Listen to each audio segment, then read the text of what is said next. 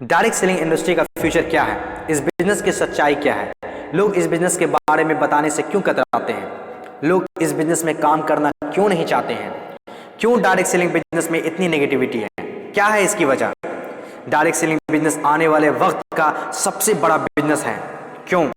अगर आज आप दूसरी कंट्रीज को देखें, जो कंट्रीज आज डेवलप्ड है, उन सभी कंट्रीज के अंदर डायरेक्ट सेलिंग बिजनेस का बहुत ज़्यादा प्रायोरिटीज दी जाती है, क्योंकि डायरेक्ट सेलिंग बिजनेस लोगों का बिजनेस है और जब तक दुनिया में लोग रहेंगे तब तक ये बिजनेस चलता रहेगा, क्योंकि ये बिजनेस लोगों पर डिपेंडेड है। जब तक लोग खाते रहेंगे, नहाते रहेंगे, कपड़ा पहनते रहेंगे, तब तक ये बिजनेस आपका चलता रहेगा। अपने इंडिया में कुछ लोग इसे फंसने फंसाने का काम बोलते हैं और कुछ लोग ये मानते हैं जिनके पास करने को कोई काम नहीं होता वे लोग ये काम करते हैं। मैं उन सारे लोगों से सहमत हूँ, क्योंकि उन लोगों के पास अभी तक इस बिजनेस का प्रॉपर नॉलेज नहीं पहुँच पाई है। ये हम लोगों की जिम्मेदारी है कि इतनी पावरफुल और ब्यूटीफुल इंडस्ट्री के बारे में लोगों को समझाएं। दुनिया में कुछ ऐसे भी काम होते हैं जो लोगों को आसानी से समझ में नहीं आते हैं। एक छोटा सा एग्जांपल देता हूं। हम लोग दिन भर फेसबुक, व्हाट्सएप और यूट्यूब कितना यूज करते हैं और इसके लिए आपसे एक भी पैसा नहीं लिया जाता है। तो जरा सोचिए उनकी कमाई कैसे होती होगी, जबकि फेसबुक दुनिया के टॉप 10 बिजनेस में आता है कमाई के मामले में। कुछ लोग सोचते हैं अगर फेसबुक जब हमसे पैसा नहीं लेता है तो कमाता कैसे होगा। कुछ लोग सोचते हैं पता नहीं कमाता भी होगा कि नहीं। कुछ लोग कहते हैं जो डाटा हम लोग यूज करते हैं उससे कमाता है। डाटा का पैसा सिम वाले को जाता है, जिसका सिम हम लोग यूज करते हैं, चाहे वो एयरटेल हो या जियो हो। ना तो जानते हैं और ना ही जानना चाहते हैं कि कमाई आखिर कैसे होती है। दोस्तों, सबसे पहले आपके लिए ये जानना जरूरी है कि कोई भी इंडस्ट्री कैसे चलती है और कैसे बनती है। किसी भी नई इंडस्ट्री को चलने के लिए 4 फेज से गुजरना होता है। पहला जो फेज होता है वो होता है नेगेटिव फेज, और आज direct selling industry negative phase में है। ये फेज हर नई इंडस्ट्री को झेलना ही पड़ता है। जब भी मार्केट में नया बिजनेस आता है तो लोग पहले उसे ठीक से समझ नहीं पाते हैं और अनदेखा कर देते हैं। जैसे बैंकिंग सेक्टर के साथ हुआ, इंश्योरेंस सेक्टर के साथ हुआ, टेलीकॉम इंडस्ट्री के साथ हुआ। पहले ना तो लोग बैंक में पैसा जमा करते थे और ना ही इंश्योरेंस लेते थे, क्योंकि इंडस्ट्री नई थी, लोग डरते थे, किसी पर भरोसा नहीं था। लेकिन आज देखिए, यही इंडस्ट्री है जिसके बिना किसी राज्यों की कल्पना करना असंभव है। जब नई नई प्लास्टिक इंडस्ट्री स्टार्ट हुआ तो 95% लोगों ने इनकार कर दिया, ये कहकर कि यह पॉसिबल नहीं है। लेकिन उस वक्त भी 5% लोगों को विश्वास था और आज वही 5% लोग दुनिया में आगे हैं।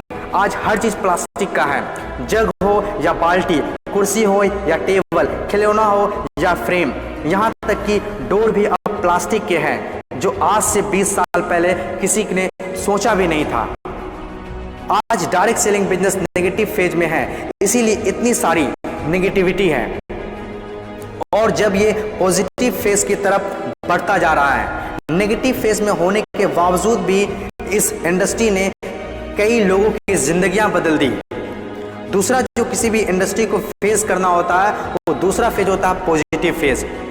ये वो टाइम होता है जब लोगों का इंडस्ट्री के ऊपर ट्रस्ट बढ़ने लगता है, क्योंकि वे आसपास में रिजल्ट देख रहे होते हैं और जो लोग उस वक्त डायरेक्ट सेलिंग बिजनेस में दिलचस्पी नहीं दिखा रहे होते हैं, अनदेखा कर रहे होते हैं, वे रिजल्ट देखने के बाद दिलचस्पी लेने लगते हैं और आपका काफिला और बढ़ने लगता है, रिजल्ट और बढ़ने लगता है, दिलचस्पी और भी लोगों में बढ़ने लगती है। जैसे बैंकिंग इंडस्ट्री और इंश्योरेंस इंडस्ट्री के साथ हुआ था। बैंकिंग इंडस्ट्री का वैल्यू तब पता चला होगा लोगों को जब किसी का पैसा घर में सुरक्षित नहीं रहा होगा। इंश्योरेंस के वैल्यू तब लोगों को पता चला होगा जब किसी के एक्सीडेंट होने के बाद उसके घर वाले को पैसा मिला होगा। तीसरी जो किसी भी इंडस्ट्री का फेज होता है वो होता है ग्रोथ फेज। जब एक बार लोगों को इंडस्ट्री पर भरोसा होने लगता है तो उनकी ग्रोथ बहुत तेजी से होने लगती है, क्योंकि ऐसे फेज में लोगों को ज्यादा समझाने की जरूरत नहीं होती है। और जब तक कोई कंपनी ग्रोथ फेज में नहीं आती है तब तक लोग उसके साथ जुड़ना पसंद नहीं करते हैं और जैसे कंपनी ग्रोथ फेज में एंटर करती है तो लोग उसके साथ ऑटोमेटिक जुड़ना और काम करना स्टार्ट कर देते हैं। चौथी और आखिरी फेज हर इंडस्ट्री को इससे गुजरना ही होता है, कंपटीशन फेज। हर एक इंडस्ट्री के अंदर एक वक्त ऐसा आता है जब कंपटीशन बढ़ने लगता है। इंडस्ट्री और कंपनीज की ग्रोथ को देखकर ज्यादातर लोग कंपनी के साथ जुड़ना और काम करना शुरू कर देते हैं।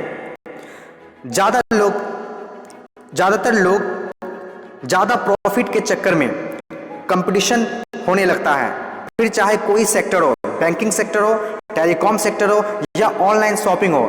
आज के टाइम पर हर सेक्टर में हाई लेवल कंपटीशन है। ये टाइम हम सब के लिए बेस्ट टाइम है इस इंडस्ट्री को जानने के लिए, समझने के लिए और इसे करने के लिए। According to FICCI, direct selling industry का मार्केट साइज 6000 करोड़ आंका गया है। आज तक जितना हुआ है उसको देखते हुए फिक्की ने डिक्लेयर किया है कि डायरेक्ट सेलिंग बिजनेस 2020 से 25 तक 645 अरब तक की हो जाएगी।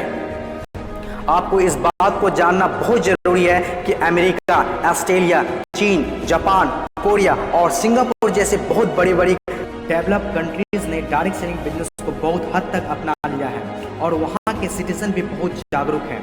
बदलाव के बिना तरक्की नहीं की जा सकती है और जो लोग अपने सोचने का तरीका नहीं बदल पाते हैं वे लोग अपनी जिंदगी में कुछ भी नहीं बदल पाते हैं।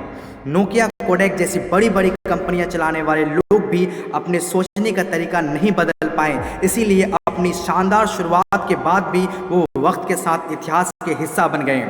इन तमाम बातों में से मैं एक बात बताना चाहता हूँ, बदलाव ही प्रकृति का नियम है। बदलना तो तय है, जो वक्त से पहले बदल गया उनकी ज़िंदगी बदल गई और जिसे वक्त ने बदल दिया उनकी भी ज़िंदगी बदल गई। फर्क साफ है, अगर वक्त के साथ बदल गए तो ठीक, वरना वक्त ने बदला तो बहुत तकलीफ होगी।